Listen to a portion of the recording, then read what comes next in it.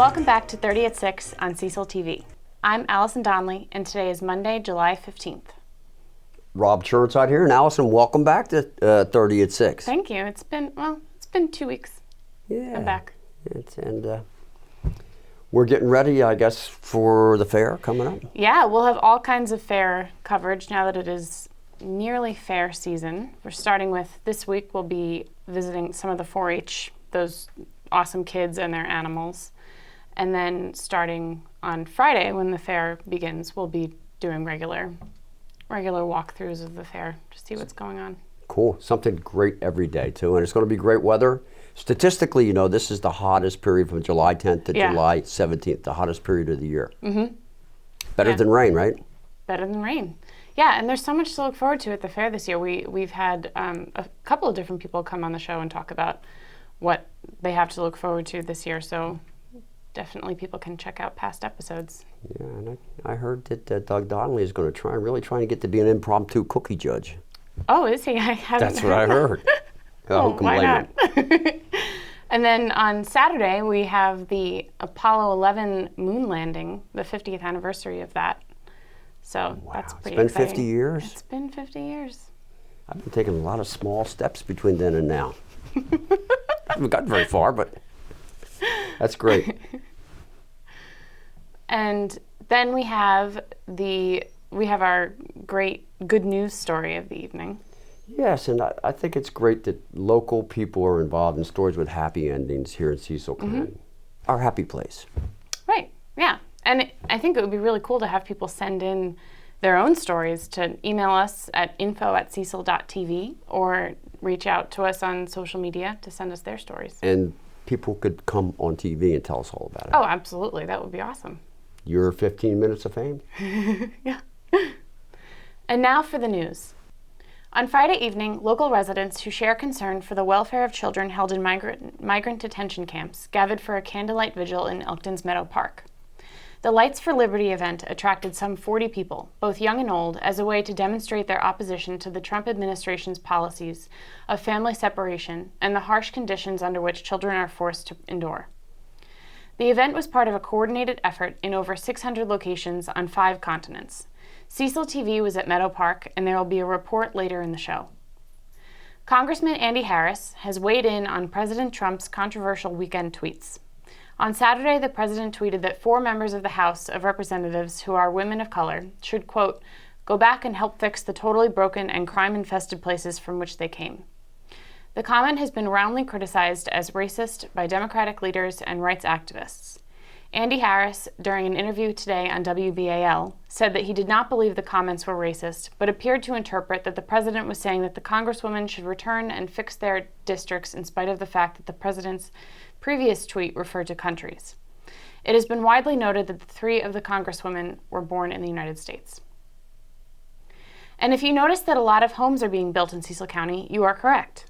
Delaware Business reports that as of June 30th, Cecil's Permits and Inspections Office has issued 160 residential building permits in 2019. At this pace, more than 300 permits are expected by the end of the year. This compares to the 191 building permits issued in 2018. Land Use Director Eric Senstrom credits a streamlined permitting process that led to what he called a solid renaissance in the home building market. We'll be back after these messages. And now, 30 at 6, we have what we want to call a prequel to the story that's coming up with our own Mike Collins. Mike? Good to see you again, Rob. Always good to see you. So, you know, we're always looking for inspirational and interesting people, stories. Absolutely. Even pets. Yeah. How did you come about this one? Tuesday afternoon, I get a call from my neighbor. There's a missing dog. I look up my driveway and there's the dog that's missing. Would it come to me? No. But the ending of the story is just great. And I think it's something that our viewers are going to really enjoy hearing about. Especially since there was a community dragnet. Huge community effort to find this dog. Absolutely. And anybody that has a feel-good story like this one should contact Cecil TV at info@cecil.tv. I think that's a great idea. Absolutely. Are you ready to meet these folks? All ears. And the dog? Yes. Great. Thanks, Mike. You bet. Thanks for all you do. Yeah. And now, Cecil County and the world. Let's welcome the Hurleys, Sarah and Bryant, and the star of the show, Ceci, half bloodhound and half lab. Yes. And glad to be back home. Absolutely. Tell us what happened. You want to go ahead? So we were on vacation in the Outer Banks, not this past weekend, but the weekend before. We went down on Saturday, and Sunday night around 11 o'clock, we got a little bit of an alarming phone call from Bryant's sister saying that Ceci was lost. So our first instinct is to just get home and try to figure out what was going on, but we have incredible family and friends up home that started the search for her immediately, and we went home the next morning. I know.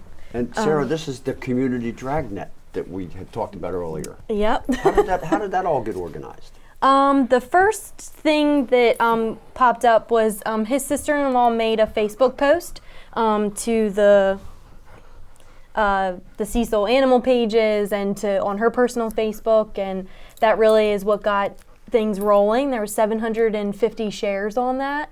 And also we have really great family and friends. His mom, I think, called 2 people, and that turned into 20. And they're out there searching in the fields that they thought that she was in. And they saw her, but she was in flight mode. So that means that even if we were there, she wouldn't have came to us. And she was lost, or she fell out of the vehicle, right? Yes. In kind of a wooded, farmy type area? Mm-hmm. Yeah, she was on Warburton Road. It's pretty rural. There's a lot of farms right through there, and there was an Amish farm across from where she was. So, and pretty much woods and a creek. Right. So throughout the whole process, she basically stayed right where there was water. Yeah, I was so going right to say, around the it's a good thing northeast she had creek. water, yeah. Yep. So, so basically they searched for her that Sunday night, and she was spotted. So we were a little bit more at ease. So, like I said, we came home on Monday. We, with the help of family and friends, we printed flyers, put them in mailboxes all around the area. We drove those roads, I don't know how many times. I found neighborhoods I didn't even know were back there. But it was absolutely amazing how everyone that we spoke to was like, oh my goodness, yes, we'll help you. We'll help you find your dog, and we'll keep our eye out. And so basically Facebook is kind of what got all that started, and our family and friends. So on later Monday night, we, through a friend of a friend, got connected with Stephanie, who is a dog tracker. She came and kind of gave us some information about what we should do. We kind of started out, she said, do flyers and things like that. So we had already started that process.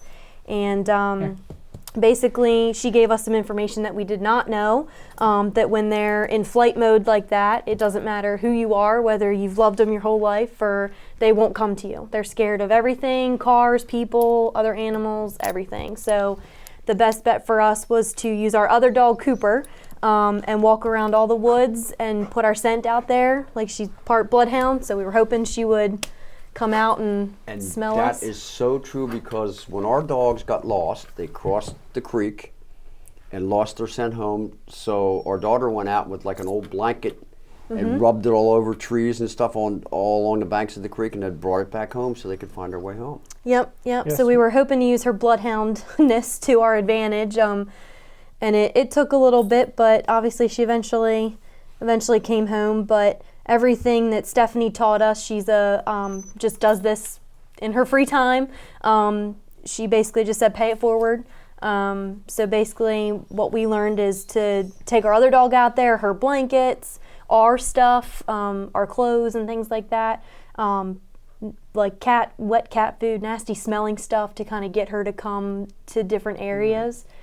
But we needed people to spot her, which is what definitely kind of started us narrowing down exactly where she was. And that's our own Mike Collins spotted her, and he responded, I guess. Now, what is this Paw Boost Alert? Is that on Facebook, or?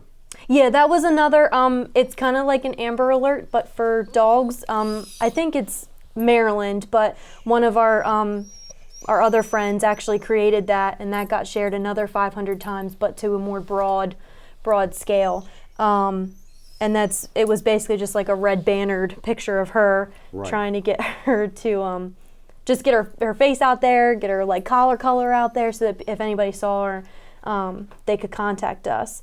And I think it was Tuesday, after we saw Stephanie in the dog tracker, she didn't pick up any like solid scents or anything with her dog, so we just set out the nasty smelling food and just kept walking our dog. Our other dog is pretty lazy, so he got a pretty good workout through this step. But now, Bryant, do you usually have the dog on the leash? Are you usually the one who walks the dog, or you take turns? I walk the other dog.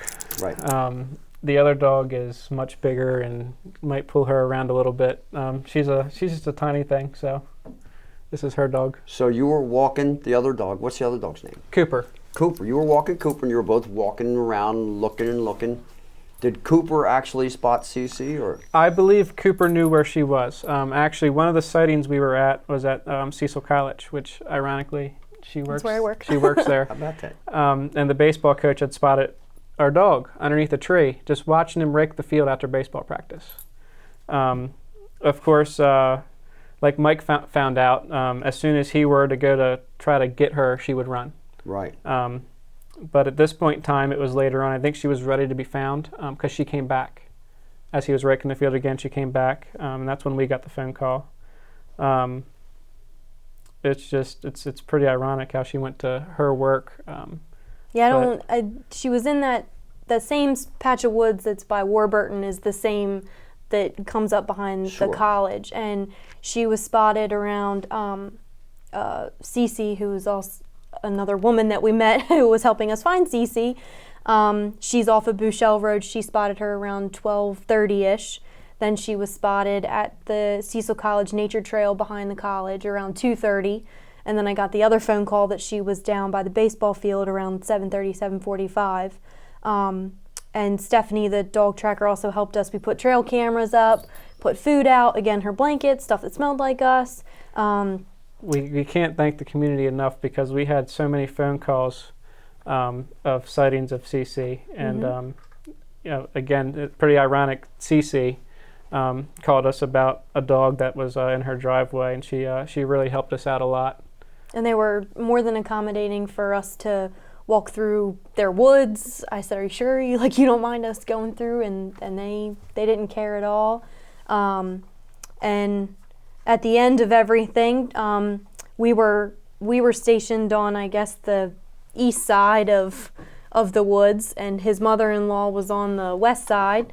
And I think when she was seen at Cecil College, the baseball coach thought that someone was lost in the woods and their dog kept coming out. Right. So he went out there on the gator, and I think it chased her out to the other side where his mother-in-law was waiting, and around 4 a.m. she showed up on the farmer's porch and she was ready to be found. My parents actually ended up knowing the farmer, but they invited my mom up on the porch, and they talked a little bit, and then the farmer was going to show her around the farm. So my mom being on the front porch and throughout his field that night, we truly believe actually led her to his front porch.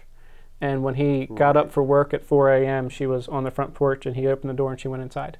Awesome. So she had kind of snapped, I guess, out of her. She was ready to be found, and she's a very people-oriented dog to begin with. So I think she just was ready to be inside, and this is her normal self. Yeah, it looks like she's pretty lazy. Experience that needs a little bit of a dog nap. Oh, yes. She slept for about 2 days. Once we got her back on Wednesday, we actually took her back down to the beach with us because we felt she needed to be with us. So she loves the water and the ocean, so she got other than a couple bumps and bruises, and she was hungry, she was okay. Had to put some booties on her paws from her rubs, but they were just like balloons. Put blue balloons on her paws, and she was able to get on the beach with us and enjoy a couple days. She enjoyed a little bit of it.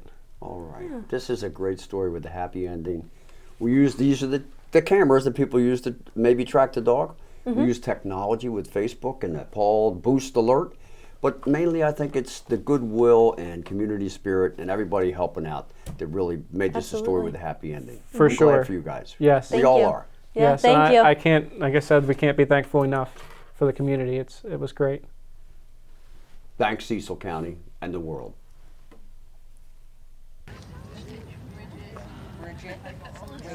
Here, but some days you just have a day. Yeah, I'm gonna have a.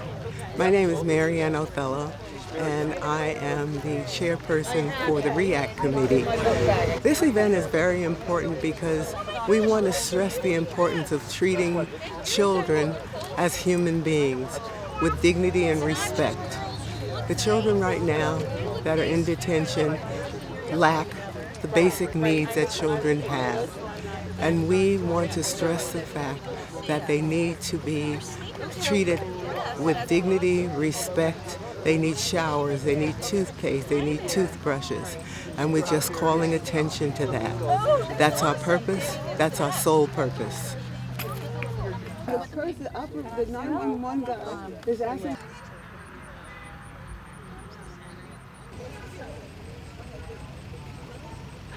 Hi, my name is Mayra Castillo. I am the secretary of the Cecil County LULAC group, which is the League of United Latin American Citizens. We are here today to ask our legislators and our president to please think of the children that are in cages, of the families that are in cages. They should not be in cages. The camps need to be closed and families need to be reunited, and they need to be allowed time to seek their asylum. It is their legal right, and we are here to protest, and we are here to ask for those families that are living in such atrocious camps to be released. Please, if you are concerned, please call your senators, call your congressmen, call the president, and ask for those families as well. Thank you. So I'm Jennifer Castellanos-Graham. I'm the president of the Cecil County Democrat Club. We're gathering here tonight for Lights of Liberty over at Meadow Park in Elkton to raise awareness tonight by lighting our lights so we can shine some illumination onto what's happening over at the borders. The atrocity of what is the experience for children has gone far too long, where children are now dying because of the plight of them just trying to seek freedom. We're here in a nonpartisan fashion, though we are a Democratic club, because we're here representing the human race, the citizens of the United States, and part of the democratic values is to speak for all, to make sure that everyone within this country has the liberty and freedom, one man and woman next to another, equal across the border, as well when they come into our country. No one should ever be barred from entering this country if they're seeking to become a citizen of this country and to pull their weight and to be involved. There should be no reason why children are being separated from their parents. There should be no reason why children are being treated in such a fashion, nor why any human being should be treated in worse conditions than our own prisoners here in the United States. We need to stop this. We need to close the camps. We need to allow the borders to have a more regimented system that allows for immigrants and refugees alike to come through when their countries are failing them. We are the beacon of hope to many nations around the world, and tonight many nations are actually standing with us. So Lights for Liberty are actually taking place, our vigils tonight and around the United States as well as other countries to join in solidarity, to close the camps and to pray, just pray that this stops and that we come together with a more solid sense of humanity, regardless of party, regardless of race, regardless of country of origin. We really need to just come together and make this stop. Thank you.